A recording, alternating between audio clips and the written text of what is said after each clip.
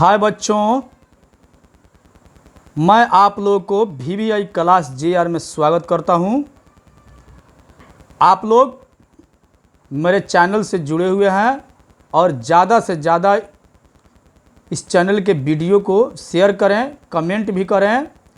इस चैनल पे आप लोग को आवश्यकतामंद आपके इंटर और मैट्रिक के बोर्ड परीक्षा की तैयारी के लिए महत्वपूर्ण प्रश्नों को जो है उत्तर दिया जाता है और मैं आप लोग को हमेशा इस बात का ध्यान केंद्रित करता हूं कि आप लोग ज़रूर इस चैनल से जुड़ें और जुड़े रहिए, वीडियो को देखते रहें। ये आपके लिए और आपके परीक्षा के लिए जो है बहुत मदद साबित होगा। आज हम विशेष करके दसम वर्ग के संस्कृत के पाठ छठा के बारे में हम पढ़ते हैं। जो छठा पाठ है भारतीय संस्कारा, यानी भारतीय संस्कार क्या होता है। तो भारतीय संस्कार के बारे में हम जानते हैं। भारतीय संस्कार विशेष करके ये हमारे जीवन को जो है यह एक संस्कृति से जुड़ाव के बारे में बताता है और हमारा जीवन जो है वो समय समय से संस्कार के अनुसार जो है बदलता आया है और बदलता जा रहा है। संस्कार शब्द का ये सीमित आजकल जो है इसका सीमित रूप जो है वो लोग प्रयोग कर रहे हैं।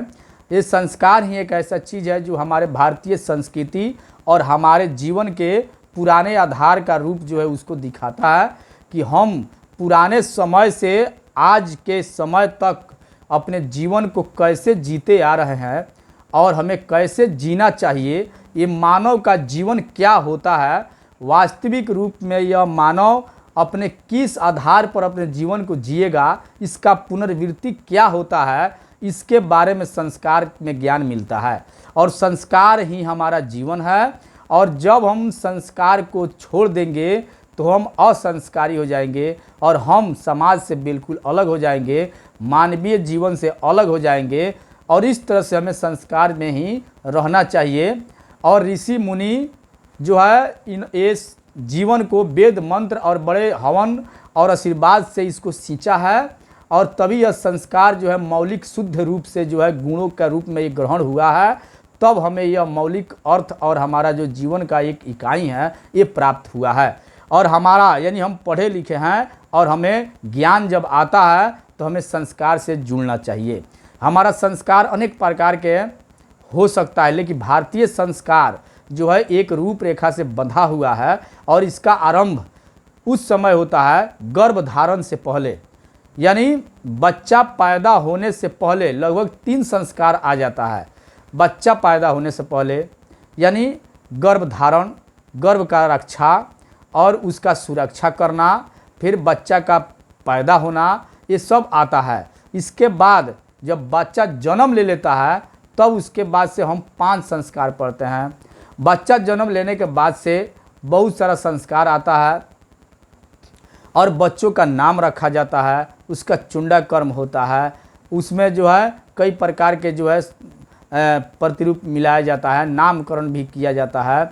और इसके बाद हमारा संस्कार जो है चल जाता है पढ़ाई लिखाई पे, यानी शिष्य का जो अक्षरारंभ होता है उस समय, यानी बच्चे जो है बिल्कुल शैशव काल से आगे हो जाते हैं, वेदा आरंभ कर लेते हैं और उस समय जो बच्चे गुरु के अंतर्ग्रहण में चल जाते हैं। गुरु और चेला शिष्य का जो है वहाँ पर क्रिया उत्पन्न होता है और बच्चे जो है एक प्रकार के शिष्य का रूप धारण करते हैं और गुरु के जो भी दिया हुआ ज्ञान होता है उसको अर्जन करते हैं। यह ज्ञान जो है बिल्कुल फकीरी रूप में मिलता है और गुरु जो अपने ही घर पे अपने आश्रम में उन लोगों को जीवन जीने की बात और आधार को अच्छे तरह से सिखाते हैं और बच्चे जो है उतना समय तक गुरु को अपने जो है सब सर्वस्व मानकर और ज्ञान को सीखते हैं, अपने घर को त्याग कर और अपने कई प्रकार के सुख सुविधाओं को त्याग कर सीखते हैं। ये गुरु शिष्य का उस समय का नाता होता है।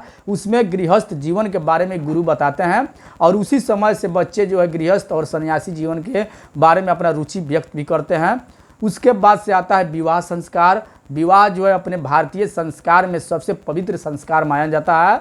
विवाह में कई प्रकार के फंक्शन और कई प्रकार के जो है उसका रूप होता है, जैसे कि जो है दूल्हा पक्ष का स्वागत करना, मंडप का निर्माण करना, द्वार पूजा होना और कन्या का निरीक्षण करना, फिर जो है बगदानम, उसके बाद से सप्तपदी, सिंदूर दान, कन्यादान, ये प्रकार के बहुत सारा उसमें का पवित्र जो है वो नेग होता है जो मनाया जाता है। इसके बाद से हम अंत में जो है विवाह संस्कार होता है, फिर उसके बाद उसी में जो है गर्भधारण संस्कार आ जाता है और इस तरह से हमारा संस्कार फिर पुनर्वृत्ति हो जाती है। और अंत में जो है वो संस्कार जो है मरणोपरांत यानी मरने के बाद होता है, जिसमें लोकांत्येष्टि यज्ञ यानी वहाँ दाह संस्कार हो जाता है और फिर दाह संस्कार करके हम अपने फिर जीवन पर आ जाते हैं दोबारा।